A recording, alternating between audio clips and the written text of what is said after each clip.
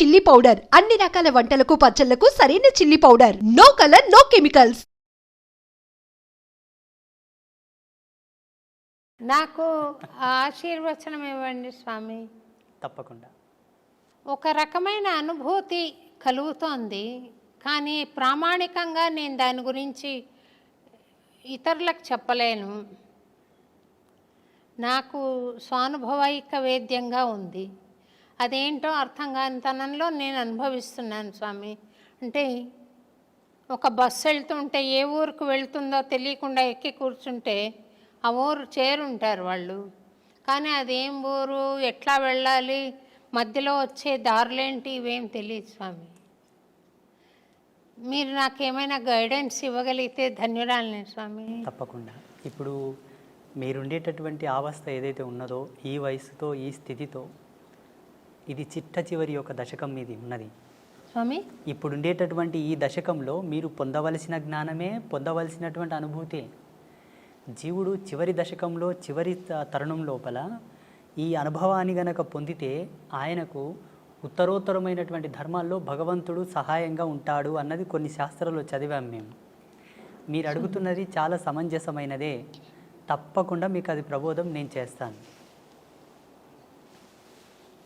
నేను బెజవాడ కనకదుర్గమ్మ రాత్రిపూట రిక్షాలో కూర్చుని నగరమంతా చూస్తుంది. ఆ రిక్షావాడు తీసుకెళ్ళాడు. ఒకరి అనుభవాన్ని నేను వీడియో చూశాను స్వామి. అది ఎంత మాత్రం సత్యం అంటారు? అది వాస్తవమే. చాలామంది మన కంచి పరమాచార్య మహాస్వామి వారు కూడా అమ్మవారి గురించి ఎన్నో ప్రత్యక్షమైన సాక్ష్యాలు చెప్పారు. అలాగే చాలామంది జగద్గురువులు కూడా అమ్మవారి యొక్క లీలలు, అమ్మవారు ఒక భక్తుడి యొక్క కోరిక మేరకు రిక్షాలో కూర్చొని నగరమంతా తిరిగేసి మరి ఆ భక్తుడికి మోక్షం ఇచ్చింది, ఆయనను అనుగ్రహించింది అన్నమాట సత్యమే. ఈ అనుభవాన్ని చాలామంది జగద్గురువులు, గొప్ప గొప్ప పీఠాధిపతులు కూడా వర్ణించి ఉన్నారు. చాలామంది మహాత్ములు కూడా వారి సంభాషణలో వీటి ప్రస్తావన చెప్పారు. భక్తుల యొక్క ఉద్ధరణ కొరకు 10 మందికి సాక్ష్యం కావాలి కదమ్మా. ఇప్పుడు ఏదైనా ఒక ప్రత్యక్ష సాక్ష్యం ఉంటేనే నమ్మేటటువంటి జనాలు తయారైనరు. ఇప్పుడు ఈ మధ్యలో కూడా చాలామందికి స్వామీజీలు కూడా అమ్మవారితో చేసిన అనుభవాలు చెబుతూ ఉన్నారు. వారు అక్కడ వెళ్ళినప్పుడు అమ్మవారు వారికి ఇచ్చేటటువంటి దర్శనం, వారితో చెప్పేటటువంటి మాట తీరు అంతయు కూడా సామాన్య ప్రజలకు వర్ణిస్తూ ఉన్నారు, చెబుతూ ఉన్నారు. అది జరిగిన మాట వాస్తవమే, అది జరిగింది. కొన్ని సంవత్సరాల క్రితం నేను ఒక చిన్న వీడియో చూశాను స్వామి. మీరు చిలుకూరు బాలాజీ టెంపుల్కి వెళ్ళడం, అక్కడ రంగరాజన్ స్వామివారు మిమ్మల్ని భుజం మీద ఎక్కించుకుని గుళ్ళోకి వెళ్ళడం నేను చూశాను. అందులో ఏదైనా పరమార్థం ఉందంటారా స్వామి? సమాజంలో చాలామంది ఇప్పుడు అస్పృశ్యత గురించి చాలా కాంట్రవర్సీ చేస్తూ ఉన్నారు. బ్రాహ్మణులు ఈ సబ్బండ వర్ణాల వాళ్ళని, దళితులను పట్టి పీడించారు, సనాతన ధర్మానికి దూరం చేశారు, ఈ ధర్మం పట్ల వాళ్ళకి ఏ హక్కు లేకుండా వాళ్ళని వెలివేశారు అని చాలామంది కాంట్రవర్సీ చేస్తున్నారు. శ్రీమాన్ రంగరాజన్ వారు అది ఒక సవాల్గా తీసుకున్నారు. పెద్ద డిబేట్ జరిగింది వారిపైన, అంటే బ్రాహ్మణ పెద్దల పైన పెద్ద డిబేట్ జరిగింది. అట్లేం లేదండి, మా బ్రాహ్మణ సమాజంలో కూడా ఈ ఎవరైతే నిమ్న వర్గాల వాళ్ళు ఉన్నారో వాళ్ళని హక్కున చేర్చుకున్న మహనీయులు చాలామంది ఉన్నారు. 2700 సంవత్సరాల క్రితం శ్రీరంగ క్షేత్రంలో జరిగినటువంటి ఒక అద్భుతమైన ఘట్టాన్ని వారు వివరించారు. అక్కడ ఉండేటటువంటి కొంతమంది పెద్దలు ఎప్పుడో జరిగింది చెబుతావేంటయ్యా, ఇప్పుడు ఏమైనా చేసేవాళ్ళు ఉన్నారా, ఇప్పుడు ఏమైనా చేరదీసేవాళ్ళు ఉన్నారని ప్రశ్నించారు. అయ్యో ఎందుకు, నేనున్నాను కదా, నేను చేస్తానని వారు ముందుకొచ్చారు. అక్కడ 2700 సంవత్సరాల క్రితము జరిగినటువంటి అద్భుతమైన ఘట్టాన్ని పునరావిష్కృతం చేస్తూ శ్రీమాన్ రంగరాజన్ గారు జియాగూడ రంగనాథ స్వామి దేవాలయం లోపల వారు చాలా వరకు శోధించారట. ఆ రోజు లోకసారంగముని తిరుప్పాణ ఆల్వార్ అని ఒక ఆల్వారుని భుజాల మీద ఎత్తుకున్నాడు. తిరుప్పాణ ఆల్వార్ లాంటి ఒక ఈ నిమ్న వర్గాల్లో అంతటి పరమభక్తుడు ఎవరున్నారు అని బాగా రీసెర్చ్ చేశారు. ఎవరో ఒక భక్తుడు నా గురించి వారికి చెప్పారు, అయా ఒక ఆయన ఉన్నాడు, ఫలానా విజవార గ్రామంలో, వయసు చిన్నదే, తన వరకు తను ఒక చిన్న కుటీరం ఏర్పాటు చేసుకొని రోజు తపస్సు పూజలు చేస్తూ ఉంటాడు, మీరేమన్నా వారిని సంప్రదించండి అంటే వారు నాకు ఫోన్ చేశారు. నేను ఇట్లా రంగరాజన్ పంతుల్ని మాట్లాడుతున్నాను, మీరు ఒకసారి హైదరాబాద్ రావాల్సి ఉంటుంది, పలానా కార్యక్రమం చేస్తున్నాము అన్నారు. నాకు దాని గురించి ఏం తెలియదు. అయ్యో తప్పకుండా వస్తానండి అన్నాను. అప్పటికి నేను ముంబైలో ఉన్నాను, మా గురువుగారి పీఠంలో ఉన్నాను. ఆ ప్రోగ్రామింగ్కి సరిగ్గా అదే రోజు సికింద్రాబాద్ రైల్వే స్టేషన్లో ట్రైన్ దిగి అటు నుండి సీదా జియాగూడ రంగనాథ స్వామి దేవాలయానికి వెళ్ళాను. అక్కడ వెళ్ళగానే చాలామంది పండితులు, విప్రోత్తములు, బ్రాహ్మణులు, మంగళ వాయిద్యాలు ఎంతోమంది కూర్చొని ఉన్నారు, కెమెరాలు ఉన్నాయి, మీడియా వాళ్ళు ఉన్నారు. నేను షాక్ అయ్యాను. అక్కడ ఆ సమయంలో వారు చేసినటువంటి ఘట్టమే మునివాహన సేవ. వాస్తవంగా వారు ఒక ఆదేశాన్ని, భగవత్ ఆదేశాన్ని, చిలుకూరి బాలాజీ స్వామి వారి యొక్క ఆదేశాన్ని స్వీకరించే ఈ ఘట్టము చేశారని నేను భావిస్తాను. మొత్తం సమాజానికి ఒక అద్భుతమైన మెసేజ్ అది. ఏంటి? మనసు పరిమళించి స్వీకరించగలిగితే ధర్మాన్ని ఎవరైనానూ స్వీకరించవచ్చు. అలా స్వీకరించలేని పక్షాన భగవంతుడు ఏం చేయదు, ధర్మం కూడా ఏం చేయదు కదా. ఆ కోణంలో అందరికి ఒక మంచి మెసేజ్ పోవాలని చెప్పి వారు ఆ కార్యక్రమం చేశారు. స్వామి, అయితే స్వామి, ఒక స్వాముల వారు ఆయన సాధనా సంపత్తి ద్వారా జ్ఞాన మార్గంలో ప్రవేశించి ఆయనకు ఆత్మజ్ఞానం కలిగిన తర్వాత ఆయనకు కులతత్వం ఏముంటుంది స్వామి? ఆయన బ్రహ్మర్షితో సమానం కదా స్వామి? ఉండదు. అంటే ఇక్కడ పరమహంస పరివ్రాజక తత్వం పొందినటువంటి మహనీయులకు ఏ విధమైన భేదము, భావన, చింతన, తన మన ఏవి ఉండవు.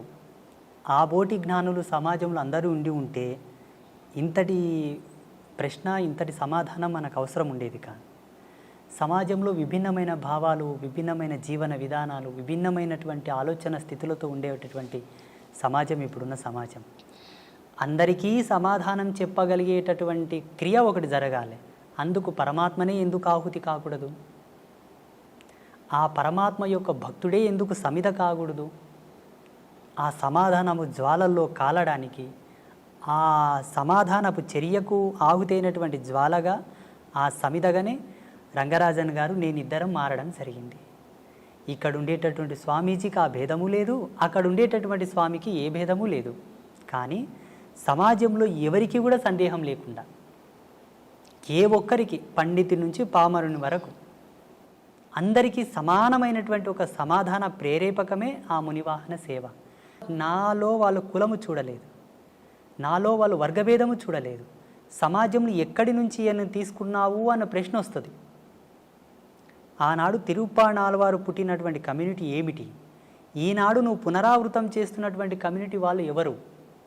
ఆయన భాగవతుడా, భక్తుడా, భగవంతుడా, స్వామీజీయా, సన్యాసియా పక్కన పెడితే వర్గీకరణ ప్రకారంగా దృశ్యంతో చూసేవాళ్ళు ఉన్నారు ఇప్పుడు సామాన్యులు. వారి కోరకై నన్ను ఎంచుకొని వారు ఆ కార్యక్రమంలో స్వామివారే ముందుకు తెచ్చారు. మీరన్న భావనతో ఎక్కడ కూడా భేదం అక్కడ లేదు, నాలో లేదు, వారిలో లేదు. జనాల కోసం, జనబాహుల్యంలో అది ఒక మంచి నిర్దేశకం కావాలి కాబట్టి వారు తీసుకోవడం జరిగింది.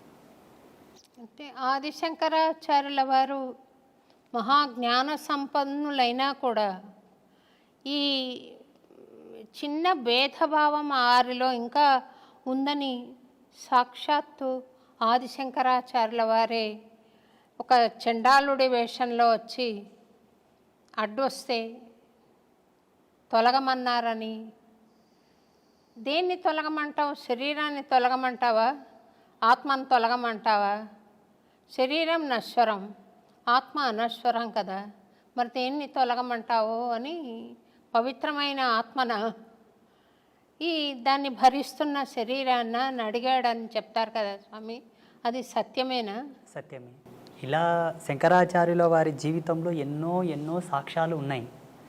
మనకు సినిమాల మాధ్యమంగా, గ్రాంధికంగా ఈ ఒక ఉదాహరణ ప్రాచుర్యంలో ఉన్నది.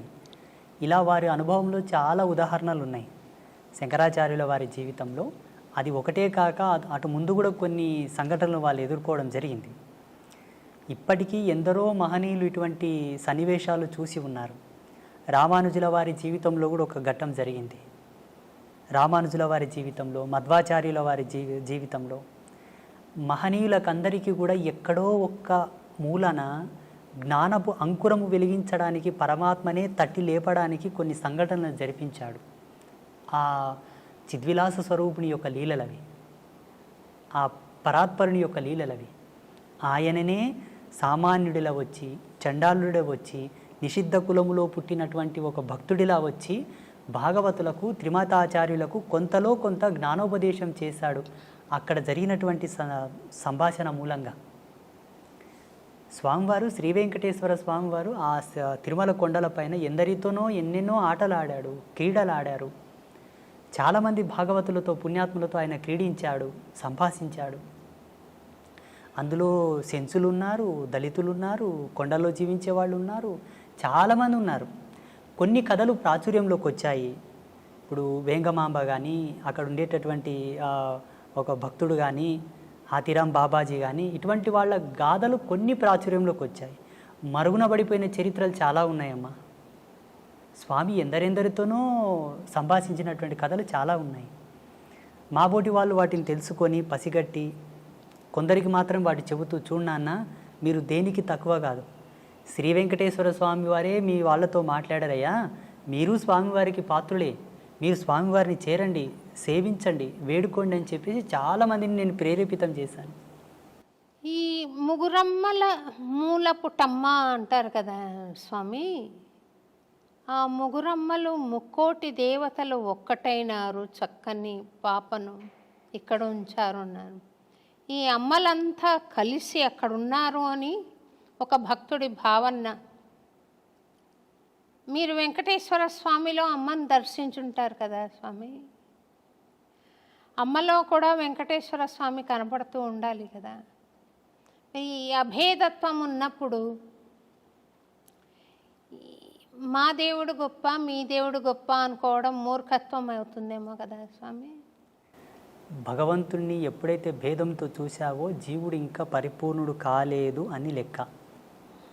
అది సాంప్రదాయికంగా అవనివ్వండి, పీఠ పరంపరానుగతంగా అవనివ్వండి, జీవుడు తరించుటకు పలు మార్గాలున్నాయే తప్పిస్తే ఉత్తమమైనటువంటి స్థితి చేరడానికి ఉన్నది ఒకటే, పరమాత్మ. ఆ పరమాత్మకు ఏ విధమైన రూపభేదము లేదు, లింగభేదము లేదు, వర్గభేదము లేదు, ఏ విధమైన సాంప్రదాయమైనటువంటి భేదము లేదు. జీవుడు తనకు విజ్ఞాన విద్వత్వ ఆవిష్కరణ చెంది తాను కొన్నింటిని పరిగణలోకి తీసుకున్న తర్వాత కొన్ని కట్టుదిట్టమైన ఆచారాలను ఏర్పాటు చేసుకున్నాడు. వారి యొక్క ఆశ్రమ ధర్మాలు, పీఠ పరంపరానుగతంగా వచ్చేటటువంటి సూత్రాలను పట్టుకున్నారు.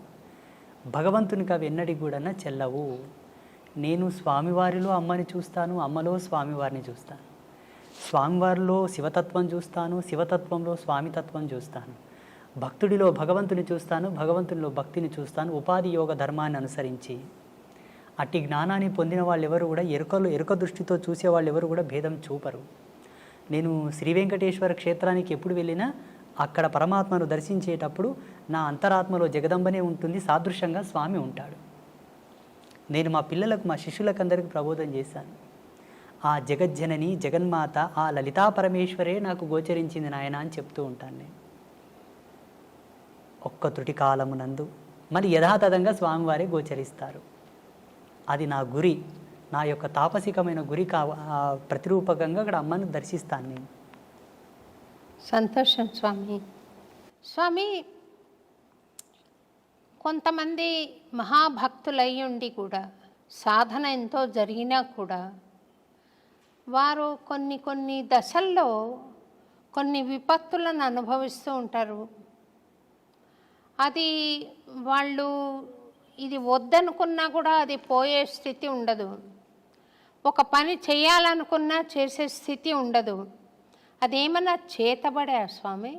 ఇక్కడ మనము భగవంతుడు వారిని విశేషంగా అనుగ్రహించబడ్డప్పుడు ఇటువంటి తుచ్చమైనటువంటి ప్రయోగములు వాళ్ళ మీద జరగవు.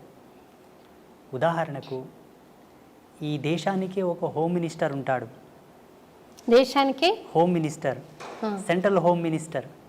ఆ సెంట్రల్ హోమ్ మినిస్టర్కి పోలీసు బందోబస్తు కొదువ ఉంటుందా? మీరు చెప్పండి, ఉంటుందా? ఉండదు. ఉండదు. భగవంతుడంటే అనిర్వచనీయమైనటువంటి శక్తి, దేని కొలతలతో కొలవలేనిది. తాంత్రిక విద్యలు, క్షుద్ర విద్యలకు కొలత ఉన్నది, లిమిట్ ఉన్నది. క్షుద్ర విద్యలు ఒకరి మీద ఆపాదం కావడానికి, ప్రయోగం కావడానికి, వారి మీద ప్రభావం చూపడానికి లిమిట్ ఉన్నది. భగవత్ చైతన్యానికి లిమిట్ లేదు, కొలత లేదు, అపరిమితం, అది అనంతం, అవ్యాజ్యము. అట్టి కృపను పొందిన మన పైన అటువంటి ప్రయోగాలు జరగవు. అయితే కొంతమంది పుణ్యాత్ములు, పుణ్యచరితులు, గొప్ప గొప్ప భక్తులు కూడా కొంత సమయం వరకు కలిమాయలో పడవలసి వచ్చి కొన్ని తప్పులు చేశారు, కొన్నింటికి ప్రలోభపడ్డారు, స్త్రీ వ్యామోహితులయ్యారు, డబ్బుకు వ్యామోహితులయ్యారు, రాజకీయంగా వాళ్ళు కలిసి కొందరి చేత అవమానాలు పడ్డారు. చాలామంది గొప్ప గొప్ప పీఠాధిపతులు అనుకోండి, స్వామీజీలు అనుకోండి. వీటికి వారి యొక్క స్వయం జన్మకర్మ సంభవము. ఎవరు? ఆ స్వామీజీ యొక్క జన్మకర్మ సంభవం. యోగ తత్పర సంపన్నులో ఏముంటుందమ్మా అంటే, ఆశ్రమ ధర్మాన్ని స్వీకరించినప్పుడే తన జన్మను తాను పరిశుద్ధి గావించుకొని ఆశ్రమ ధర్మంలో అడుగుపెట్టాలి. సోకాల్డ్ స్వామీజీలు సెల్ఫ్గా క్రియేట్ చేసుకొని వచ్చే వాళ్ళందరూ కూడా అనుభవిస్తారు, తప్పదు. వాళ్ళు పాత్రను శుద్ధి చేసుకోకుండానే పక్వానికి ఉపక్రమిస్తారు. పాత్ర శుద్ధి ఎరగక ముందే పక్వం ఆరంభిస్తారు కాబట్టి తత్ఫలితం వాళ్ళు అనుభవిస్తున్నారు. కానీ వాస్తవంగా ఆధ్యాత్మిక సూత్రావళి ప్రకారంగా ఏ ఆశ్రమ ధర్మంలో నువ్వు కాలు పెడుతున్నావో అడుగిడకన ముందే నీ జన్మ సుకృతం ఏమిటి, నీ జన్మకర్మ సంభవం ఏమిటి, ఎందుకై నీవు జన్మించితివి, అదంతా విశ్లేషణ చేసుకొని ఉత్తర జన్మలో ఉండేటటువంటి పాపములు నీ ఎందు ఏవైనా ఉన్నా వాటిని ప్రక్షాళన చేసుకొని శుద్ధుడవైన తర్వాతే భగవంతుని ఆశ్రయించవలే. అలా చేసుకొని వాళ్ళకి అది ఆపాదమై వేధిస్తూ ఉంటాయి. ఆ కర్మ, ఆ పాపం యొక్క ప్రేరేపకమే వాళ్ళని తప్పు చేయడానికి ప్రేరేపిస్తూ ఉంటాయి. చాలామంది గొప్ప గొప్ప వాళ్ళ జీవితాల్లో ఇది నిరూపణ అయింది. ఆ ప్రభావం వాళ్ళ మీద ఉండిపోతుంది. భౌతికమైన శరీరం లేకుండా మరి అది సూక్ష్మ శరీరం అనాలా, ప్రేతాత్మ అనాలా, దయ్యాలని మామూలు మాటల్లో అంటారు, దేవతలు కూడా కావచ్చు, ఉంటారా స్వామి అట్లా? ఉన్నారు. దైవం ప్రత్యక్షమైనటువంటి దర్శనం. ఈ భూతాలు, ప్రేతాలు, దయ్యాలు ప్రత్యక్షంగా మనకు కనబడవు. భగవంతుడు దర్శనమిస్తాడు కానీ వాళ్ళు మనకు దర్శనం అవ్వరు. ఆ దుష్టశక్తిని పసిగట్టి పట్టుకోవాలంటే అంతకు సమానమైనటువంటి దైవశక్తి కలిగి ఉండాలి. ఆ ప్రేరణాత్మకమైనటువంటి శక్తి ఉంటే మనం భూతాలను, ప్రేతాలను పట్టుకోవచ్చు, చూడవచ్చు కూడా. ఇవన్నీ కూడా ఉన్నాయి సమాజంలో. లేవు అనడానికి ఆస్కారం లేదు, ఉన్నాయి అనడానికి ప్రమాణాలు ఉన్నాయి. ఆ ప్రమాణాలు ఈ వేటిపైన ఆపాదం అవుతున్నాయో మేము నిరూపించగలం. లేవు అనడానికి ప్రమాణాలు లేవు, ఉన్నాయి అనడానికి ప్రమాణాలు ఉన్నాయి. మీరు చూసారా స్వామి దయ్యాలను? అమ్మా నారాయణ, చూశాను. అంటే ఎందుకు మీ వద్దకు రావడానికి కారణం ఏంటి స్వామి? వాళ్ళకు కొన్ని వాళ్ళకు ఉండేటటువంటి స్వయం కోరికలు కొన్ని ఉంటాయి, స్వయం ప్రేరణలు కొన్ని ఉంటాయి. ఎంతకు విమోచనం కలగక వచ్చి ప్రాధేయపడ్డటువంటి సందర్భాలు చాలా ఉన్నాయి మాకు. కొన్ని ఆత్మలు, మీరు పుణ్యాత్ములు అంటారు, పుణ్య తపస్వీకులు అంటారు, మీ యోగ మహిమతో మాకు విమోచనం కలిగించండి, మాకు శాంతిని ప్రసాదించండి, మా వారసులు మీ దర్శనార్థంపై వస్తున్నారు, వారికి మీరు చెప్పి మాకు సద్గతి కలిగేటట్టుగా చేయండి, ఎన్నాళ్ళంటూ మేము ఈ యాతన శరీరంతో ఉండగలము అని చెప్పి మాకు గోచరించిన వాళ్ళు ఉన్నారు, గోచరిస్తున్నారు కూడా ఇప్పటికీ. మీకు అంటే కాంతి రూపంలో కనపడతారా, లేకుంటే భౌతిక శరీరం కూడా కనపడుతుందా స్వామి వాళ్ళది? పంచభూతాల్లో ఆత్మగా మారిన వారికి ఒకే భూత ప్రభావం ఉంటుంది, వాయు ప్రేరేపకం మాత్రమే ఉంటుంది. వాయు ప్రేరేపకంగానే ఉంటారు. సశరీరంగా సజీవంగా లైవ్లో ఉండడానికి పంచభూతముల యొక్క సమ్మిశ్రితంగా మనం ప్రత్యక్ష వీక్షణం చేస్తాం అందరం. ఆత్మని చూడాలంటే 4 భూతములు విడిపోతాయి. అగ్నితత్వం, భువితత్వం, జలతత్వం, ఆకాశతత్వం విడిపోతాయి. వాయుతత్వం మాత్రమే ఆత్మగా నిలబడిపోతుంది. మనం ఏ ఆత్మను దర్శించాలన్నా వాయు ప్రేరేపకంగానే చూడవలే, సంభాషించవలే. ఇక్కడ మీరు దయ్యాలు, భూతాలు, ప్రేతాలు మీకు కనబడతాయా గురూజీ అని అడిగారు కదా. పంచభూతాల మీద అంతో కొరతో కాస్తో కొరతో జ్ఞానం ఉండి పట్టు ఉన్న వాళ్ళకే వాటిని పట్టుకోవడానికి ఒక విఘ్నత ఉంటుంది, లేకపోతే ఉండదు. అంటే వాటి అనుభూతి కలుగుతుందా, లేకపోతే చర్మచక్షులతో చూడగలుగుతామా? చర్మచక్షువులతో చూడొచ్చు, అనుభవైకంగా తీసుకునే వాళ్ళు కొంతమంది ఉంటారు. లైవ్లో చర్మచక్షువులతో వాళ్ళని చూస్తూ ఒక షాడో, ఒక నీడలాగా, ఒక వాయు యొక్క కేంద్రకంగా ఒక ఆకారంలాగా మనం చూసి మాట్లాడడం కూడా జరుగుతుంది. చూసిన వాళ్ళు చాలామంది ఉన్నారు. వాళ్ళని దర్శించినప్పుడు మీకు కలిగిన అనుభూతి ఏంటి స్వామి? మాకు చిదానంద స్థితిని, అనంతతత్వాన్ని చూసినప్పుడు వాటిని చూస్తే ఏమనుభూతి కలుగుతుందమ్మా? జాలి వేస్తుంది అంతే. జాలి ఎందుకు స్వామి అంటే, వాళ్ళు చెప్పేటటువంటి మాటలు, వాళ్ళు పడుతున్నటువంటి బాధ, ఇంత ఆస్తి గడిచి ఇచ్చాను, నాకు తగిన శాంతి చేయట్లేదు నా వాళ్ళు అని అంటారు. నాకు ఇంకయూ సద్గతి కలగలేదు, నా వారసత్వం అనే వ్యామోహం లోపల ఇంత కష్టపడి నేను అన్నీ చేసి ఇచ్చాను, నా మరణానంతరము నాకు సరి అయిన పూజలు చేయక, నాకు సద్గతిని కల్పించక ఇంకయూ నన్ను బాధ పెడుతున్నారు స్వామి అని వేడుకున్నప్పుడు ఎవరికైనా జాలి కలుగుతుంది కదా. నా వారసత్వం చల్లగా ఉండాలని ఎన్నో ఆకృత్యాలు చేస్తూ, ఎన్నో తప్పులు చేసి, ఎంతో కష్టపడి అవతలి వాళ్ళ మనోభావాలు దెబ్బతీసి కూడా సంపాదించిన తర్వాత కూడా చివరికి ఆ జీవుడు వెళ్ళిపోయిన తర్వాత వీళ్ళు ఏమి సద్గతిని ప్రేరేపింపక బాధపడతాను. నేను వాళ్ళని చూసి ఏం అనుభూతి పొందను. మీరు వాళ్లకు సద్గతి కలిగించారా స్వామి, లేకుంటే ఇంకా ఉన్నారా మీతోటి? అంబాత్రయ క్షేత్రంలో లెక్క పెట్టలేదు కానీ అమ్మా, ఇప్పటికి శ్రీపీఠంలో గోమాతకు చాలా ఉత్తమమైనటువంటి తంతులతోటి మేము పితృదేవతలకు శాంతి చేస్తాం. మీరు ఇదొక్కటి పట్టుకోవాలి. ఇక్కడ ఉండేటటువంటి భారతదేశంలో ఏ క్షేత్రంలో కూడా అట్లా గోమాతకు పూజా కైంకర్యములు జరగవు. అది జగదంబ యొక్క ప్రేరణని అమ్మ నాకు ఇచ్చిన దర్శనమే. చూడు నాయన, నీ చెంతకు వచ్చి వారికి ఈ విధంగా గోమాతకు కైంకర్యములు జరిపి వారి పితృదేవతల శాంతిని కోరితే ఉత్తరక్షణమే శాంతిస్తారు, వాళ్ళ సంసారంలో ఎన్నో మార్పులు వస్తాయి, వాళ్ళు సుఖ సంతోషాలతో జీవిస్తారు అని. అలా మన పీఠంలో ప్రతి మంగళవారం, శుక్రవారం, పౌర్ణమి, అమావాస్యకు చాలామంది చేస్తూ ఉంటారు. వాళ్ళకి సద్గతి కలుగుతుంది స్వామి. మీరు దయ్యాలకే సద్గతి కలిగించినప్పుడు నేనేదో భక్తిగా ఉన్నాను కదా స్వామి, నాకు ఆశీర్వచనం ఇవ్వండి, ప్రసాదించండి. తప్పకుండా. అంటే మీకు ప్రత్యేకంగా నేను ఇవ్వవలసిందైతే ఏమీ లేదు. ఒక్కటి ఇవ్వగలను, ఒకటి మాత్రం ఇవ్వగలను. చెప్పండి. ఆ పరమేశ్వర యొక్క ఆశీర్వాదంతో, భగవంతుని కృపతోటి ఆల్రెడీ మీరు ఈశ్వర ప్రీతిని పొంది ఉన్నారు, భగవత్ కృపను పొంది ఉన్నారు, మీరు ఉత్తమమైనటువంటి ధర్మంలోనే ఉన్నారు. ఇందులో ఏ సందేహం లేదు. అంటే ఇంతకుముందే మనం కాఫీ తాగాము చిన్నగా.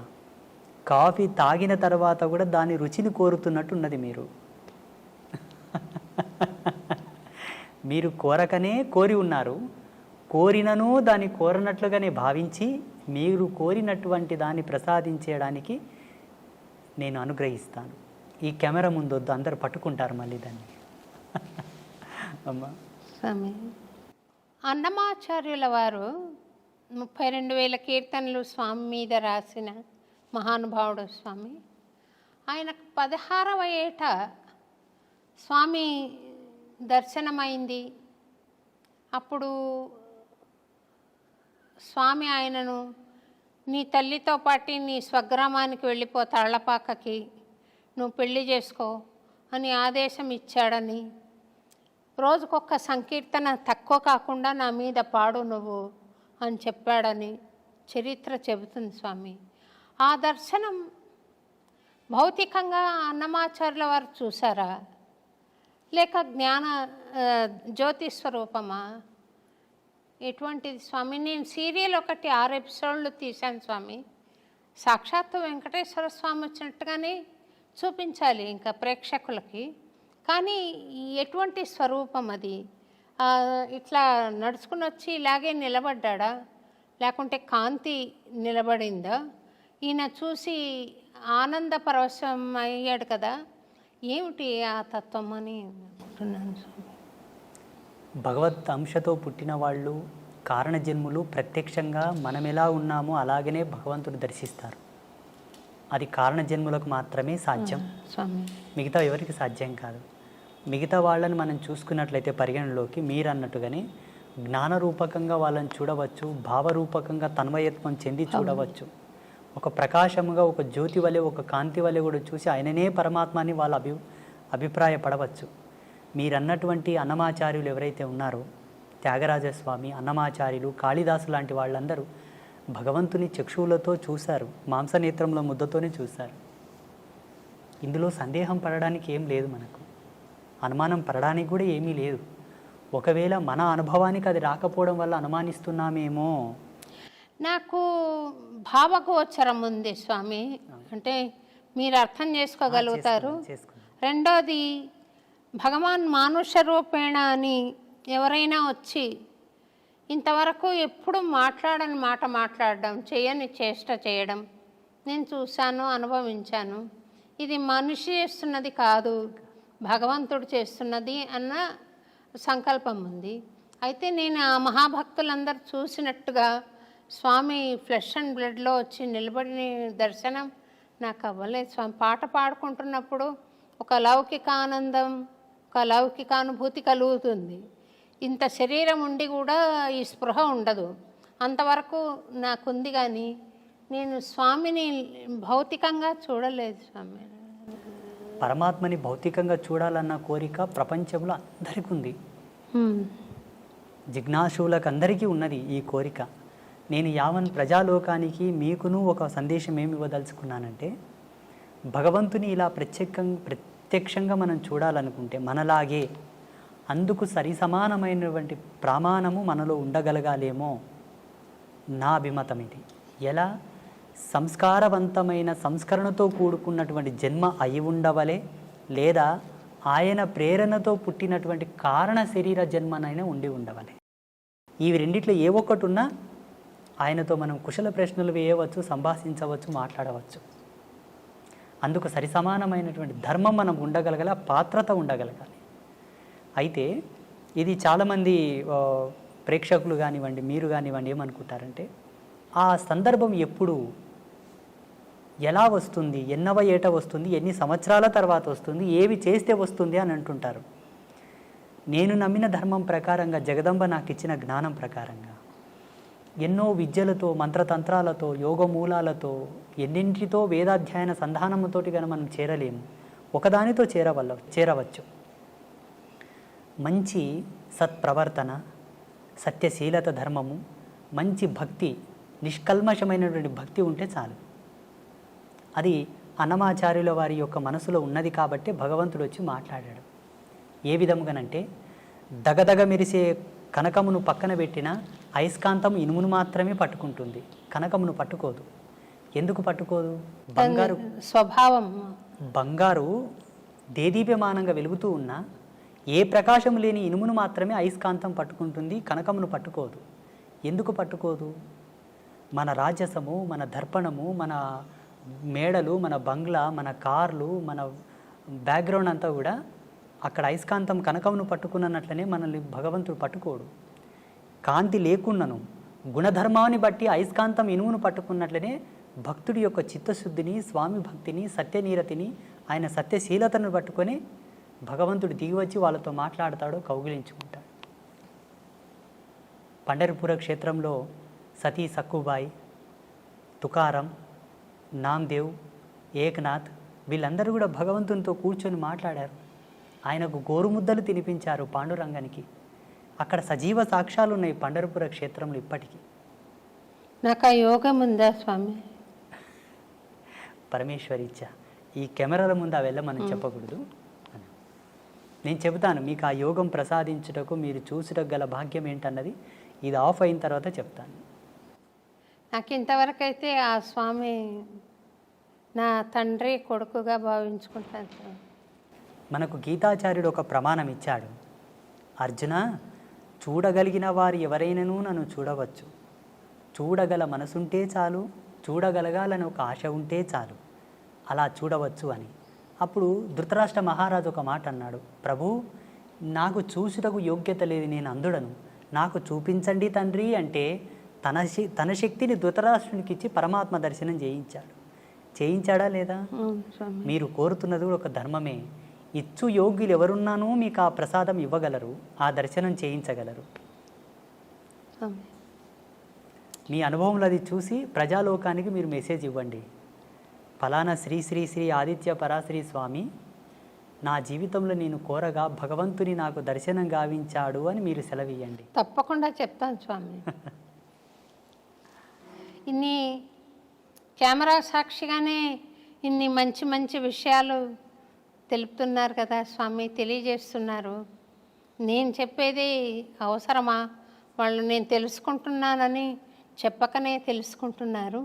కానీ నాకు దర్శనమైనప్పుడు మటుకు తప్పకుండా తెలియజేస్తాను స్వామి. నేను ఈ కెమెరా ఆఫ్ అవ్వగానే అందుకు సంబంధించిన మూలాలు నేను వివరిస్తాను మీకు. మీరు తప్పకుండా చేసుకుంటారు అన్న నమ్మకం నాకుంది. సంతోషం మీ స్వామి. లక్ష్యంగా అది మిగిలిపోయి ఉన్నది. స్వామివారు మమ్మల్ని ఇక్కడ పిలిపించారని నేను భావిస్తున్నాను. సంతోషం స్వామి. ఈ ఏమాత్రము భయము భక్తి లేకుండా నాకు ఇక్కడ కన్నా అక్కడ డబ్బు ఎక్కువ వస్తుంది, అక్కడ కన్నా అక్కడ డబ్బు ఎక్కువ వస్తుందని కొంతమంది స్వామి సేవకులు ప్రవర్తిస్తూ ఉంటారు స్వామి. నాకు ఒక స్టూడెంట్ ఆ అమ్మాయి అడిగింది, స్వామిని చూసి భయపడలేదా స్వామి మేడం వాళ్ళు అని. ఎందుచేతనని ఇట్లా భగవంతుడు ఒక వ్యాపార వస్తువు అయిపోయినాడు?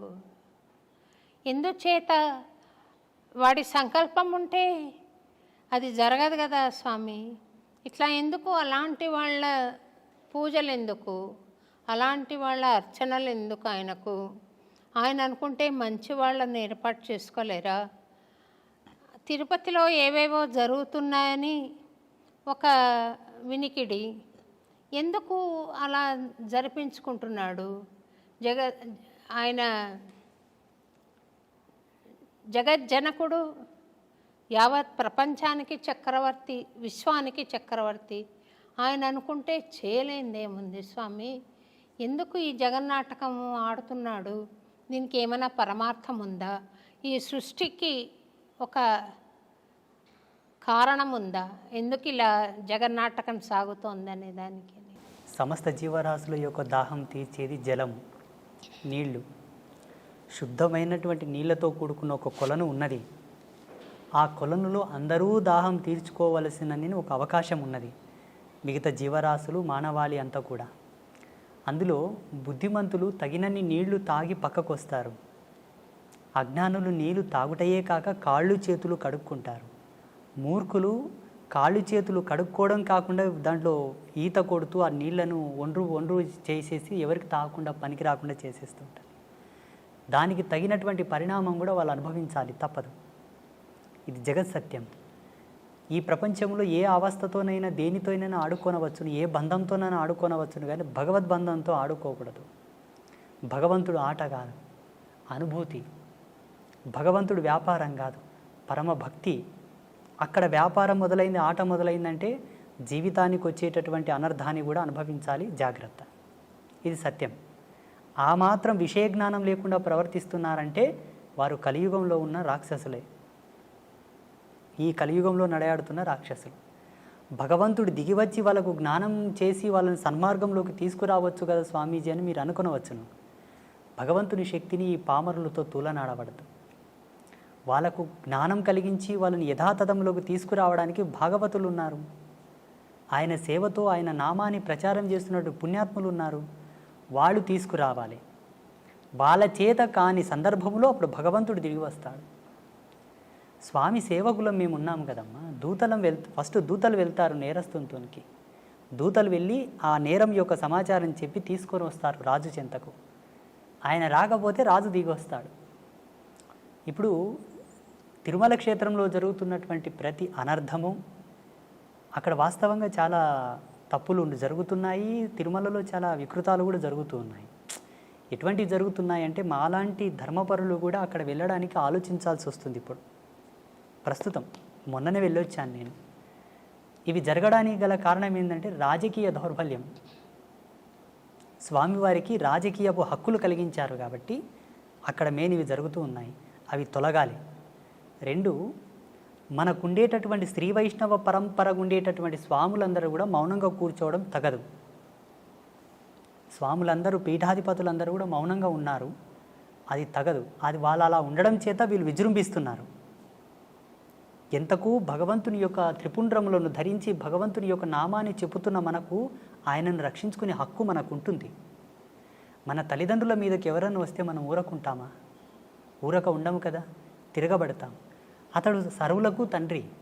ఆ తండ్రిని దిగివచ్చి ఈ పామరుల మీద పోరాటం చేయి వాళ్ళని మార్చడం కూడా ధర్మం కాదు. మనం ఉన్నాం, మనం ప్రశ్నిద్దాం, పోరాడదాం.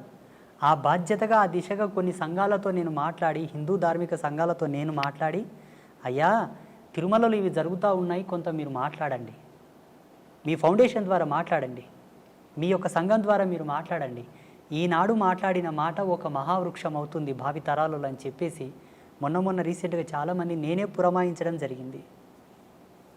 అవునా స్వామి? ఇప్పటికీ నేను అక్కడ తిరుమల వెళ్ళినప్పుడు స్వామివారిని చూసిన వెంబడి అక్కడ ఏమి పొరపాట్లు జరుగుతున్నాయో పట్టుకుంటాను నేను. భక్తులకు కానీ, పుష్కరిణిలో కానీ, స్వామివారి సేవలో కానీ ఆచార్య సమూహం చేసేటటువంటి తప్పులు కూడా పట్టుకుంటాను నేను. జగదంబ ఆ జ్ఞానం ఇచ్చింది కాబట్టి స్వామివారు ఆ బాధ్యత మాలాంటి వారి యొక్క మదిలోకి తీసుకొస్తాడు. దైవం మానుష రూపేణ అని మీరే అన్నారు కదమ్మా. సమబుద్ధితో పోరాటం భగవంతుడు చేయవలే. ఇక్కడ ఉండేటటువంటి మానవుని శక్తి భగవంతుని శక్తి సమమా? కాదు. ఆయన పోరాడవలసింది, కాపాడవలసింది చాలా ఉంది. అనేక కోటాను కోట్ల బ్రహ్మాండాలను అధిపతిగా పరిపాలించు స్వామిని, ఈ భూమిలో మనమెంత, మన మీద ఆయన పోరాటానికి రావడం ఏమిటి? తిరుమల తిరుపతి దేవస్థానం వారు మీ బోటి ఆధ్యాత్మికవేత్తల సూచనలు గ్రహించి అక్కడ పవిత్రతను నెలకొల్పితే బాగుంటుందని నేను కూడా భావిస్తున్నాను స్వామి. తప్పకుండా మనకు ఆగమశాస్త్రం ప్రకారంగా అక్కడ మేను వైఖానస సాంప్రదాయం ప్రకారంగా స్వామివారికి పూజలు జరుగుతూ ఉన్నాయి స్వామి. అయినప్పటికీ ఆ పరంపరను అలాగే కొనసాగిద్దాము. కానీ మారుతున్న కాలాన్ని బట్టి ప్రజలకు ఏం అవసరమో మేము తిరుగుతున్నాం, మాకు తెలుసు. జనబాహుల్యంలో తిరుగుతున్నాము, ప్రజలకు ఏ విధమైన కన్వీనియంట్ ఉండాలో మాకు తెలుసు. కాబట్టి ధర్మాచార్య సదస్సు ఒకటి ఏర్పాటు చేసి ధార్మికుల యొక్క భావాలు తెలుసుకొని అక్కడ భక్తులకు, అక్కడ స్వామివారికి సంబంధించిన కొన్ని అన్నీ సలపితే లోక ప్రసిద్ధమైన తిరుమల క్షేత్రానికి ఏ విధమైనటువంటి భంగపాటు కలగదు. ఇప్పటికీ స్వామివారి యొక్క కీర్తి, స్వామివారి యొక్క గొప్పతనము, స్వామివారి యొక్క క్షేత్రం మహిమ ఎన్నటికీ తగ్గదు. భువి ఆకాశములు ఉన్నంత వరకు, యుగధర్మం ఉన్నంత వరకు స్వామి రారాజే. చాలామంది తిరుమలలో వైభవం తగ్గుతుంది, తిరుమల క్షేత్రం మూతపడుతుంది, తిరుమలకు జనాలు వెళ్ళరు అని కొంతమంది స్వామీజీలు మీడియా ముందు చెప్తున్నారు. అది తప్పు. ఈ భూమి ఆకాశము పంచభూతాలు ప్రేరేపకమయ్యేంత వరకు స్వామివారు ఈ చక్రవర్తి కలియుగానికి. కాకపోతే అక్కడ ఉండేటటువంటి ఆచార్య మండలి ఒక పొరపాట్లు, అధికారికుల పొరపాట్లు ఉన్నాయి కొన్ని. వాటిని సవరించాలి. స్వామి, నాకు ఒక అలవాటో యావానాలో తెలియదు కానీ నేను చిన్నతనంలో, అంటే మరీ చిన్నదాన్ని కూడా కాదు, 25 ఆ ఏళ్ళప్పుడు గుడికి వెళ్ళి నమస్కారం చేస్తూ పూజారి దృష్టి కొంచెం మరల్చగానే గర్భగుడిలోకి వెళ్ళిపోయి పాదాలు పట్టుకొని నమస్కారం చేసి వచ్చేదాన్ని. వాళ్ళు కోప్పడేవాళ్ళు, స్వామి మా మీకు కూడా చెప్పాలా అని నన్ను కోప్పడేవాళ్ళు. నేను పట్టించుకోకుండా స్వామిని స్పృశించి నమస్కారం చేయాలి అన్న ఒక బలమైన కోరిక ఉండేది స్వామి. నేను శ్రీరంగంలో సమాశ్రయణం తీసుకున్నాను. అదైన తర్వాత తిరువళ్ళరై అని ఒక ప్లేస్ ఉంది కదా స్వామి. ఇప్పుడు ఏదో మళ్ళీ జనసమ్మర్దం అంతా ఉందంట, కానీ నేను మా ఆయన సమాశ్రయణం చేసుకొని మా గురువు గారు అక్కడికి వెళ్ళి ఒకసారి దర్శనం చేసుకొని రండి అంటే వెళ్ళాం. ఒక్క పిట్ట లేదు స్వామి, అంత పెద్ద గుడిలో ఒక్క పిట్ట లేదు. అయితే చిన్న ఇల్లు ఉంది ఇంతది. వెళ్ళి మా ఆయన తలుపు తడితే అర్చక స్వామి బయటికి వచ్చారు. మేము ఇట్లా వచ్చామంటే నేను వస్తాను పదండి అని ఆయన వచ్చారు. వచ్చి నేను మా ఆయనకు చెప్పాను, ఈ స్వామిని ముఖమంటపంలోకి తీసుకెళ్ళి మాట్లాడతావా అని. ఆయన తీసుకొని వెళ్ళి ముఖమంటపంలో మాట్లాడుతున్నారు. నేను చేసినది నేరమో మరి మంచిదో తెలియదు కానీ గర్భగుడిలోకి వెళ్ళిపోయి ఆయన పుండరీకాక్ష స్వామి చక్రం ప్రయోగిస్తున్న పోజ్లో ఉన్నారు. ఆయన కాళ్ళు పట్టుకుని చాలాసేపు ప్రార్థన చేసుకుని ఒక 5 నిమిషాల పాటు అంతరాలయంలోకి వచ్చి కూర్చుని పొడగంటి మయ్యామిమ్మ పురుషోత్తమ అని పాడాను. ఆ పాట పాడంగానే ఆ ముఖమంటపం చాలా దూరం, చాలా పెద్ద టెంపుల్ కదా స్వామి. ఆయన ఇలాగొచ్చి అరవన్లో చెప్తున్నాడు స్వామి, రొమ్మ నల్లా పాడినారా అని. చాలా బాగుంది, నాకు సంతోషమైంది, ఇంకోటి పాడతావా అని అడిగాడు. ఆ మాట్లాడుతున్నప్పుడు ఇది అర్చక స్వామి కాదు మాట్లాడేది, ఆ పుండరీక స్వామి మాట్లాడుతున్నాడు నాతో అనే భావన నాకు కలిగింది. అది నేను చేసింది నేరమా, లేక అది క్రమశిక్షణ ప్రకారంగా చూస్తే అలా నేను ఇప్పుడు నా గుళ్ళోకి, ఇప్పుడు మేము చేసిన గుడిలోకి మేము వెళ్ళాము స్వామి, అర్చక స్వామి లోపలికి వెళ్ళి పూజ చేస్తూ ఉంటాను. ఆ కళలు అప్పచెప్పక ముందు కుర్చీ వేసుకొని లోపల కూర్చున్నాను నేను. కానీ కళలు అప్పచెప్పిన తర్వాత లోపలికి వెళ్ళే అవకాశం లేదు. కానీ చిన్నతనంలో అప్పుడు ఏ గుడికి వెళితే అక్కడికి వెళ్ళిపోయి ఇట్లా పట్టుకునే ఒక ఇది ఉండేది. అది ఏమన్నా దోషమా స్వామి? అది నన్ను ఏమన్నా వెంటాడే అవకాశం ఉందా? మీకు భగవంతుని యందు ఉండే అనురక్తి, భగవంతునితో మీకు ఉండేటటువంటి బంధం, ఆ ప్రేరణ అందరు కలగదు. కలిగినా కొందరికి భయం ఉండి, కలిగినా కొందరికి కొంత భేదం ఉండి కూడా పోలేకపోతారు. చాలామందికి ఈ ఇష్టం ఉంటుంది. ఏవీ లేకుండా మీరు వెళ్ళి పట్టుకున్నారు చూసారా, అది మీకే తగింది, మీ యొక్క గొప్పతనం. అది దోషంగా పరిగణించవలదు, దాని దోషంగా చూడవలదు. అది పుణ్యం, సుకృతం, మీ అదృష్టం. మా అమ్మ అన్నది స్వామి, మీరు శ్రీ ఎట్లెళ్ళావే అంత స్వామి దగ్గరికి అట్లా గర్భగుళ్ళకి, మా అమ్మ అన్నది నన్ను. శ్రీవారి చరణములను స్పృశించారా? ఈయనను తిరుపతిని నేను ముట్టుకోలేకపోయినాను స్వామి, ఎందుకంటే అక్కడ గడప దాకా వెళ్ళాను. అది మహాభాగ్యమే, చాలా సుకృతం, అది అదృష్టం. అది గడప దాకా వెళ్ళి స్వామిని పాడుకున్న సందర్భం ఉంది. ఆ బంగారు వాకిల్లో కూర్చుని స్వామిని చూస్తూ పాడిన చాలా ఏళ్ల క్రితం. ఇప్పుడు ఆ అవకాశం అక్కడ తీసేశారు. తర్వాత గర్భగుడి లోపలికి వెళ్ళలేదు, కానీ అంచులలో నిలబడి స్వామిని దర్శించిన అవకాశం, మహద్భాగ్యం ఉంది స్వామి. మీరు ఒక్క మాటలో చెప్పాలంటే విశేషించి మీరు కారణ జన్ములే స్వామి. ఎందుకంటే స్వామివారి యొక్క నామాంకితం చేతనే మీకు బహువిధమైన ప్రజ్ఞాపాఠవాలు సిద్ధించాయి. సమాజంలో మీకు గుర్తింపు ఉన్నది కూడా స్వామివారి యొక్క నామాంకితం చేతనే. అన్నమాచార్యుల వారి యొక్క సంకీర్తనలను ఇప్పటికీ డాక్టర్ శోభారాజు గారే ఒక అంబాసిడర్గా ఉన్నారు అంటే ఆ క్రెడిట్ మీకే దక్కింది కదా స్వామి. సంతోషం. ఇప్పుడు ఎవరిని గొప్ప గొప్ప వాళ్ళని ఎవరిని అడిగినా సోషల్ మీడియా మాధ్యమంగా కూడా మిమ్మల్ని చూడాలనుకున్నప్పుడు స్వామివారి సంకీర్తనతోనే చూడాల్సి వస్తుంది. అది మీ అదృష్టం అమ్మా, మీ సుకృతం. సంతోషం స్వామి. ఈ అన్నమాచార్య భావనావాహిని పక్షాన మేము తరగతులు నిర్వహించడం, కార్యక్రమాలు ఇవ్వడం, ఉపశమన సంకీర్తనం అని ఎవరన్నా బాధలో ఉంటే మా ఖర్చులతోటే వెళ్ళి పాడడం అక్కడ. తర్వాత సంకీర్తన ఔషధం అని ఇలాంటి కార్యక్రమాలు చేస్తూ వస్తున్నాను స్వామి. ఇంకేదైనా స్వామి నాకు చెప్పాలనుకున్నది, ఇది చెయ్యి అని చెప్పాలనుకున్నది ఏదైనా ఉందా స్వామి? ఒక చిన్నది మీకు బాధ్యతగా మిగిలిపోయి ఉన్నది, ఒక్క కార్యం మిగిలిపోయి ఉన్నది. అది మీకు సెలవిస్తాను నేను. స్వామివారి ప్రేరేపకముగా అన్నమాచార్యుల వారి యొక్క ఆదేశానుసారంగానే నేను మీకు ప్రబోధం చేస్తాను. అది మీరు చేయగలరు, ఇక్కడే చేయొచ్చు, ఇక్కడ చేస్తారు. అది త్వరలోనే జరిపించేద్దాము. నేను ఉంటాను, మీరు వస్తారా స్వామి? సంతోషం స్వామి. నేను సర్వదా మీకు విధేయుడనే. మీ భావానికి, మీ యొక్క గుణగణమునకు నేను దగ్గరగానే ఉన్నాను. మీరు సంకీర్తనాలాపనతోటి భగవంతుని చేరుతున్నారు, మేము యోగ తపస్సుతోనే చేరుతున్నాము. మీదును మాదును ఒకే ప్రయాణమే. ప్రయాణంలో వాడుతున్న వాహనములు వేరు, ప్రయాణం ఒకటే. మీరొక వాహనంలో, మేము ఒక వాహనంలో వస్తున్నట్టు లెక్క. ఇద్దరి గమ్యం ఒకటే. మీకు చాలా దగ్గరగా ఉన్నాము. ఆ రోజు రాకపోవడానికి కారణం జగదంబ, ఈరోజు రావడానికి కారణం కూడా అమ్మ స్వామివారే. ఇక్కడ మీరు కొంత బాధపడి ఉన్నమాట నాకు అర్థమైంది. స్వామి ఎందుకు రాలేదు, గురువుగారు ఎందుకు రాలేదు అని మీరు కొంత మతన పడ్డమాట వాస్తవమే. నేను నిమిత్త మాత్రమే. ఇప్పటికీ నేను అంబాత్రయ క్షేత్రంలో మా శిష్య బృందానికి అంతా చెప్తుంటాను, నేను నిమిత్త మాత్రుని. నా ఫోటో ఎక్కడ ఫ్లెక్సీలో వేయకండి, ఎక్కడ కూడా నా గుర్తింపు రాకుండా చూడండి అంటాను. వాళ్ళు వినరు.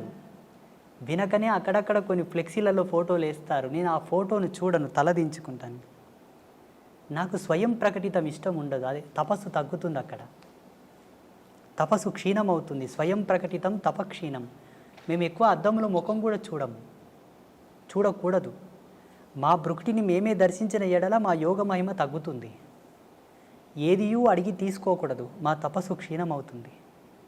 కోరడం మాకు ధర్మం లేదు, అడగడం మాకు హక్కు లేదు, మాకు మేముగా ప్రమోట్ అవ్వడం కూడా మాకు ఇష్టం లేదు, ఉండకూడదు. అది నిషిద్ధం. నిరాడంబర తత్వంతో ఉండిన ఎడల మేము అనుష్ఠానము చేయకపోయినా మా తపస్సు పెరుగుతూ ఉంటుంది, ఆటోమేటిక్గా అప్డేట్ అవుతూ ఉంటుంది. సంగీత క్యాసెట్స్ అని ఒక కంపెనీ ఉండేది స్వామి, దానికి నేను పాడేదాన్ని డివోషనల్స్. వాళ్ళు మీ పిక్చర్ ఇవ్వండి ఇందులో వేస్తామన్నారు.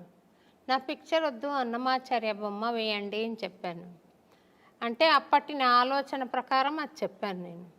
చెప్తే మీ మీద ప్రేమతో మేము అడగట్లేదమ్మా పిక్చర్ ఇవ్వమని, మాకు వ్యాపారం కావాలి, మాకు తప్పకుండా ఉంటే తప్ప ఫలానా సింగర్ అని మాకు ఉంటే తప్ప మాకు వ్యాపారం జరగదు అని అన్నారు. అయినా నేను ఆ క్యాసెట్ పిక్చర్ ఇవ్వకుండానే విడుదల చేశారు.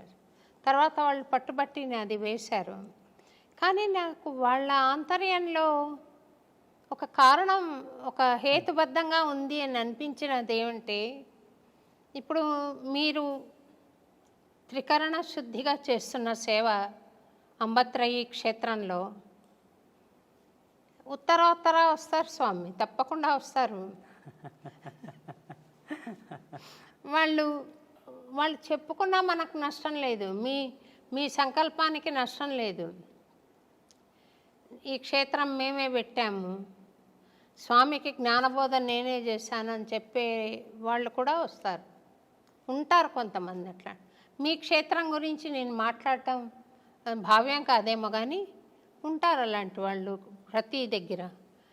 అది అరికట్టడానికి ఈ సంస్థ ఫలానా వాళ్ళ ద్వారా, ఇప్పుడు రామకృష్ణ మిషన్ అంటారు, ఆయన రామకృష్ణ మిషన్కి ఆయన బొమ్మ వేసినా పేరు పెట్టినా ఆయనకు చెందదు. ఇప్పుడు అయినా కూడా పెడతారు. ఎందుకనంటే ఆ మహానుభావుడి ద్వారా సాగుతున్న ఆదిమూలం ఆయన అన్నట్టు సాగుతూ ఉంటుంది. అందుకని అయినా మీరు ఆ ఫ్లెక్సీల్ని మన్నించాలి అని నేను కోరుకుంటున్నాను స్వామి. అదే దశకంలో నడుస్తుంది. నేను ఇష్టపడకపోయినా వాళ్ళు మీరు అన్నట్టుగానే భావించి చేస్తున్నారు కార్యక్రమాలు. ఎక్కువగా ఎందుకో శ్రద్ధ కలగదు అందుపైన. అది మనసులో అంకురం నాటుకుపోయింది, జాడ్యం పట్టుకుంది బాగా, మక్కిలి పోదు. ఆ వైరాగ్య చింతనలు పోవు. వాళ్ళు ప్రేమతో ఏదైనా వండి తెచ్చినా తిన్నామన్నా ఆ నాలుక కోరదు. అలాగే కుక్కుకుంటాను బలవంతంగా, అన్ని 2 ముద్దలు తినేస్తాను. ఇప్పుడు నాది ఏం తప్పు లేదు. అందున్న జీవుడు అందుకు అలవాటు పడిపోయాడు. ఈ దేహాన్ని ధరించుకొని ఉన్న ఆ జీవుడు అందుకు అలవాటు పడిపోయాడు. అలా వారిస్తూ ఉంటాను వాళ్ళని. చూడండి, ఇది లోక కళ్యాణం కొరకు స్థాపితమైన క్షేత్రము, ఆడంబరాల కొరకు స్థాపన కాలేదు అని వాళ్ళని అట్లా వారిస్తూ ఉంటాను. ఎందుకంటే వాళ్ళలో కూడా జాగరూకత ఉండాలని, ఆ భద్రతా భావం ఉండాలని, ఎక్కడ కూడా ధర్మాన్ని తప్పొద్దు, ఇది ఆడంబర క్షేత్రంగా మనం క్రెడిట్ కావద్దు అన్న ఒక భావన. ఎద్దులని ఎప్పుడెప్పుడు అలిస్తూ నాగలి సాటికుండా పోయేటట్టు ఎలా అలిస్తాడో రైతు, అలాగనమాట. వేస్తారు వాళ్ళు, ఫోటో వేస్తారు. అంటే నాబోటి వాళ్ళకు కూడా వీడియో పైన చూడంగానే ఇది స్వామి వీడియో అని మీ పిక్చర్ ఉంటే త్వరగా తెలుస్తుంది స్వామి. వాస్తవంగా ఇప్పటి వరకు ఆ యూట్యూబ్ ఏంటి, దాంట్లో ఏం పెడుతున్నారు ఇంతవరకు నేను చూడలేదమ్మా. నాకేమీ తెలియదు. మంచి విషయాలు వచ్చాయి స్వామి. మీరు చెప్పడం మూలాన చాలా మంచి విషయాలు బయటికి వచ్చాయి. కొన్ని దుర్మార్గాలను కూడా మీరు నిరసించారు, ఇది కరెక్ట్ కాదని. అది చాలా బాగుంది స్వామి. ముక్కుసూటిగా చెప్పారు కొన్ని విషయాలు. బాగుంది స్వామి. యూట్యూబ్లో మీరు మాట్లాడిన విషయం చాలా బాగుంది. ఇప్పుడు ఆలయంలో పూజలు చేసే వాళ్లకు ఈ అర్హతలు ఉండాలి, ఈ భక్తి కంపల్సరీగా ఉన్నవాళ్లే చెయ్యాలి, ఈ నియమనిష్టలు ఉన్నవాళ్లే చేయాలి అని ఉందా స్వామి, లేదా ఏదైనా ఒక వర్గం చేయొచ్చా? యోగ్యుడైన వాళ్ళు ఎవరైనాను చేయవచ్చు. ప్రధానమైన నియమాలు 3. వాళ్ళు త్రిమాకారములకు దూరంగా ఉండాలి. మద్యమాంసాదులు కంప్లీట్గా వధించి వేయాలి, విడిచిపెట్టాలి. ఒకవేళ గృహస్థుడైతే భార్య తప్ప అన్య స్త్రీలను గౌరవించడం వరకే కానీ ఎవరు ఆయనకు తగరు. ఈ 3 ప్రధానం. ఒకవేళ విప్రుడైతే, బ్రాహ్మణుడైతే, మంచి సద్గుణ సంజాత అయినటువంటి కులధర్మంలో పుట్టినవాడైతే ఆయన తప్పకుండా 2 పూటల అగ్నికార్యం చేయువాడై ఉండాలి. ఆచార ధర్మంలో కట్టుబడి నడుచుకునేవాడై ఉండాలి. ఆ మర్యాదను కాపాడేవాడై ఉండాలి. విప్రుడైతే నిమ్న వర్గాల వాళ్ళు ఎవరైనాను భగవత్ కైంకర్యము చేయవచ్చు. మద్యమాంసాదులు సేవించకూడదు. ఆచార ధర్మాన్ని కట్టుబడి ఉండాలి. సదాచారం పాటిస్తూ ఉండాలి. శాంత స్వభావి, ముక్కోపి అయి ఉండకూడదు. కోపం ఎప్పుడూ ఆయనకు తగదు. ఒక మాటలు చెప్పాలంటే హరిషవర్గంలోకి కొంత దూరంగానే ఉండాలి ఆయన. అప్పుడు భగవంతుని కాళ్ళు గడిగి ఆ తీర్థం 10 మందికి ఇచ్చిన శుభమవును. భగవంతునికి అంత హారతి ఇచ్చినా, ఎవరికైనా హారతి చూయించినా వాళ్ళకు జయమగును. భగవంతుని నామాను పలికి వాళ్ళని శుభమని దీవించిన వాక్కు ఫలించును. ఈ హరిషడ్ వర్గములను దగ్గర పెట్టుకొని, త్రిమాకారములను నీ వంట పెట్టుకొని గనక దేవుని పాదాలు కడిగి వాళ్ళకి తీర్థం ఇస్తే వాళ్ళకు శుభమగునేమో భగవంతుని అనుగ్రహం చేత. నీవు కొంత ఇబ్బంది పాలవుట తథ్యం. అర్చకుడు ఎవరు ఎప్పుడే కానీ అలా ఉండకూడదు. వాస్తవంగా శాస్త్ర ప్రమాణంగా ధర్మసింధువు ప్రకారంగా యజ్ఞోపవీత ధారణ కంపల్సరీ. సాంప్రదాయకమైన తిలకధారణ కంపల్సరీ. ఆచార ధర్మంతో కూడుకున్న వస్త్రధారణ కంపల్సరీ. ఈ ఉంటే తప్ప భగవత్ కైంకర్యం చేయడానికి అర్హుడు కాడు. మీరు భగవత్ కైంకర్యం చేస్తున్నారు కదా స్వామి, మీరు యజ్ఞోపవీత ధారణ చేశారా? మరి ఉన్నది. సన్యాసులకు 3 సూత్రములతో కూడుకున్న యజ్ఞోపవీతం ఉంటుంది కాబట్టి 3 సూత్రములతో ఉన్న యజ్ఞోపవీతం. మేము బ్రహ్మచర్యములు అంటే సన్యాసంలో ఉన్నాం కాబట్టి 3 సూత్రములు మాకుంటాయి. పెళ్ళి కాని వాళ్ళు 6 సూత్రములు, పెళ్ళైన వాళ్ళు 9 సూత్రములు ధరించుట మనకు సాంప్రదాయకంగా వస్తున్నటువంటి పరంపర. ఆ సంప్రదాయాన్ని అనుసరించి మాకు 2010వ సంవత్సరంలోనే జరిగింది. 2010వ సంవత్సరం, ఇప్పటికీ 14 సంవత్సరాలు అయింది. నేను శ్రీమాత యొక్క చరణములను పట్టుకున్న తర్వాత నా జ్ఞానం ఇష్టపడి నాతో వచ్చి జ్ఞానోపదేశం స్వీకరించి, ఉపదేశ సంస్కారం స్వీకరించి, నీ జ్ఞానం నీ తపస్సును మాకును ప్రబోధం చేయి నాయనా అని అడిగిన వాళ్ళందరికీ కూడా సంస్కారబద్ధంగా వాళ్ళకు యజ్ఞోపవీత ధారణ చేయించి వాళ్ళకి తగు పద్ధతులతో శుద్ధిని గావించిన తర్వాతనే మంత్రదీక్ష, మాలధారణ, దీక్షా ప్రధాన సంస్కారం చేసి ఉన్నాను. చాలామందికి నేను యజ్ఞోపవీతం వేశాను. వ్యసనాల నుంచి దూరం తీసుకొచ్చాను. భగవంతునికి దగ్గర చేశాను. శాస్త్రానికి, ధర్మానికి, సిద్ధాంతానికి పాత్రులను చేశాను చాలామందిని. నా సంకల్పం అదే. అంటే ఏ వర్గమైనా మీరు స్వీకరించి చేశారా స్వామి? 100కు 99% మంది ఇప్పటి వరకు జగదంబ యొక్క మంత్రదీక్షను పొందిన వాళ్ళందరూ కూడా బడుగు బలహీన వర్గాల వాళ్ళే, సబ్బండ వర్ణాల వాళ్ళే. ఆ 90% వదలగా మిగిలిన 10% మంది బ్రాహ్మణులు కూడా ఉన్నారు మా భక్తులు. సద్బ్రాహ్మణులు విశిష్ట పరంపరానుగతంగా ఉండేవాళ్ళు కూడా వచ్చి, అయ్యా మీరు చెబుతున్న మాట ఈశ్వర ప్రమాణంగా ఉన్నది, మాకు పూర్వపు గురువులు ఉన్నప్పటికీ మీ చేత ఏదో పొందదలిచాము, ఏదని అనుగ్రహించండి అన్నారు. ఇచ్చాను. ఏదో 2 బీజమంత్రాలు, 2 శ్లోకములు, ఒక పారాయణము, ఏదో మీరు ఇప్పించండి, ఒక 41 రోజు చేసుకున్న మా జన్మ పావనమగును అని అడిగిన వాళ్ళు ఉన్నారు. అమ్మగా నేను ఇచ్చాను, వాగ్దేవతగా ఇచ్చాను, నేనుగా ఇవ్వలే.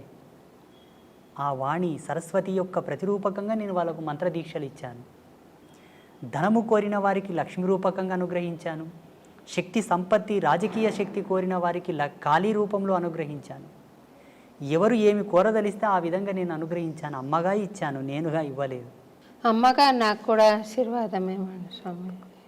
మీకు 3 అమ్మల యొక్క కృపను ప్రసాదిస్తాము, దాంట్లో ఏ సందేహము లేదు. త్రిమాతల యొక్క కృపను మీకు ప్రసాదిస్తాము. మీరు ఒక మాట ఇవ్వాలి నాకు.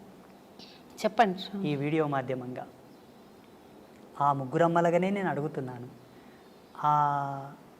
మీకున్నటువంటి గానామృతము చేత మేము వాగ్గేయకారకులు ఎవరైతే పాటలు పాడేవాళ్లను శాస్త్ర పరిభాషలో ఒక మాట అంటాం, మేము గంధర్వ శిఖామణులు అంటాము.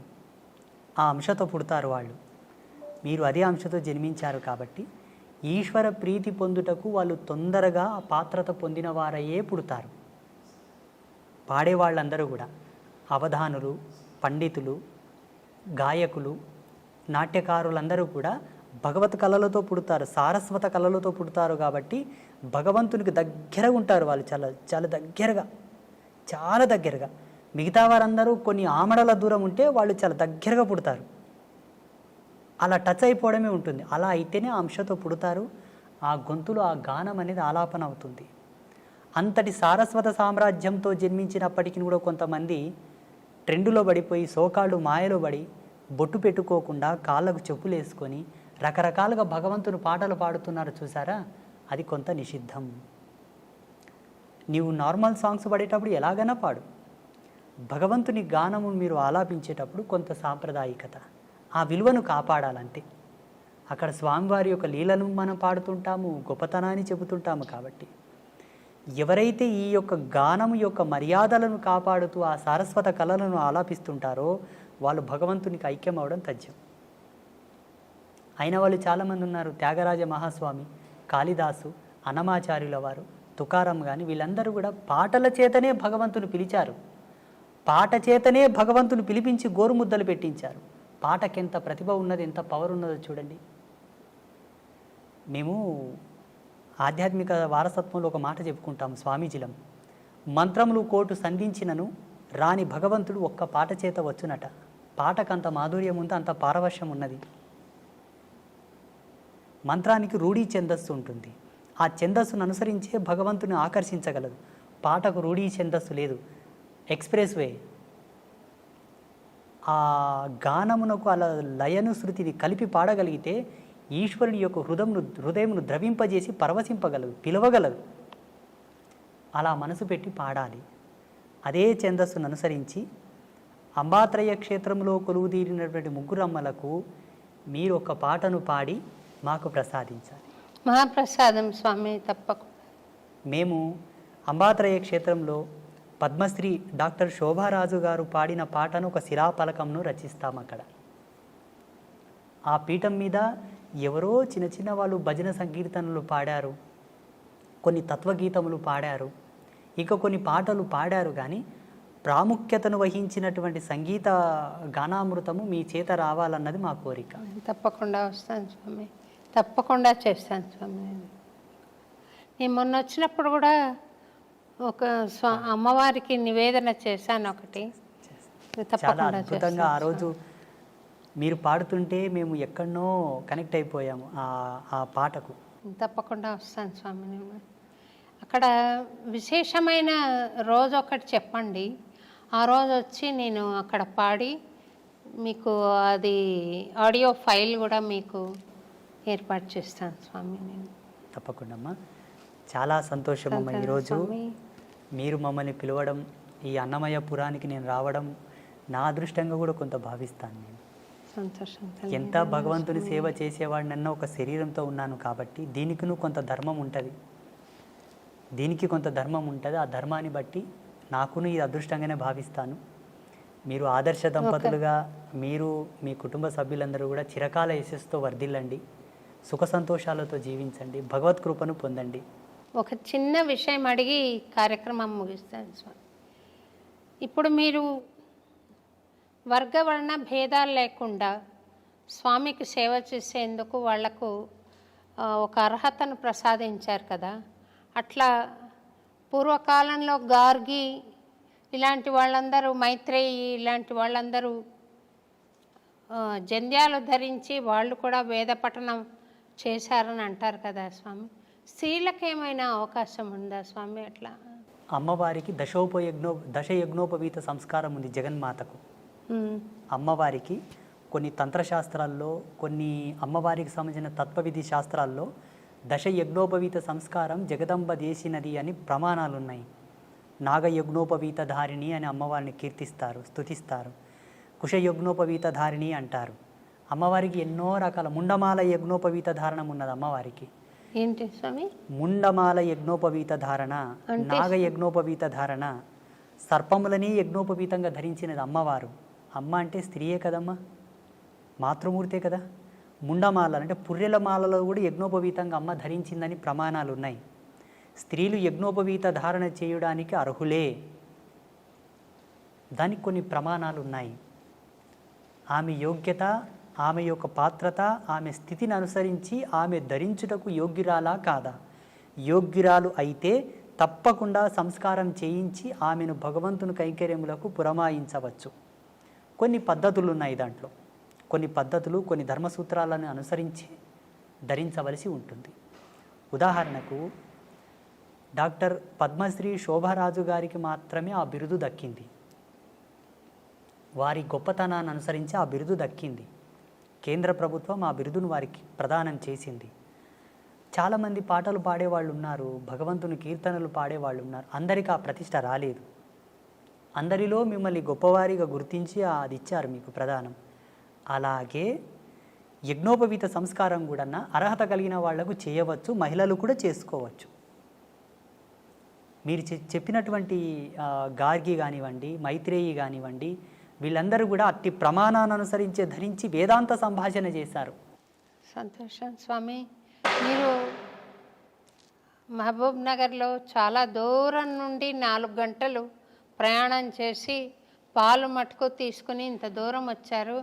మిమ్మల్ని ఉపవాసంలో పెట్టి ఇంతసేపు మాట్లాడించినందుకు క్షమించమని చెప్పి కోరుతూ, ఎన్నో అద్భుతమైన విషయాలు తెలియజేసినందుకు మీకు అన్నమాచార్య భావనావాహిని పక్షాన, అలాగే ఐ డ్రీమ్స్ వాళ్ళ తరఫున మీకు అనేక కృతజ్ఞతలు తెలుపుకుంటూ, మా పట్ల ఎప్పుడూ దయ కలిగి ఉండండి అని, మమ్మల్ని ఆశీర్వదిస్తూనే ఉండండి అని, వీలున్నప్పుడల్లా ఈ ప్రాంతానికి దయచేయండి అని చెప్పి అంబత్రయి క్షేత్రంలో కూడా సేవ చేసుకునే భాగ్యం కలిగించండి తప్పకుండా అని కోరుతూ నేను సెలవు తీసుకుంటాను. శ్రీమాత్రే నమః. శుభం భవతు.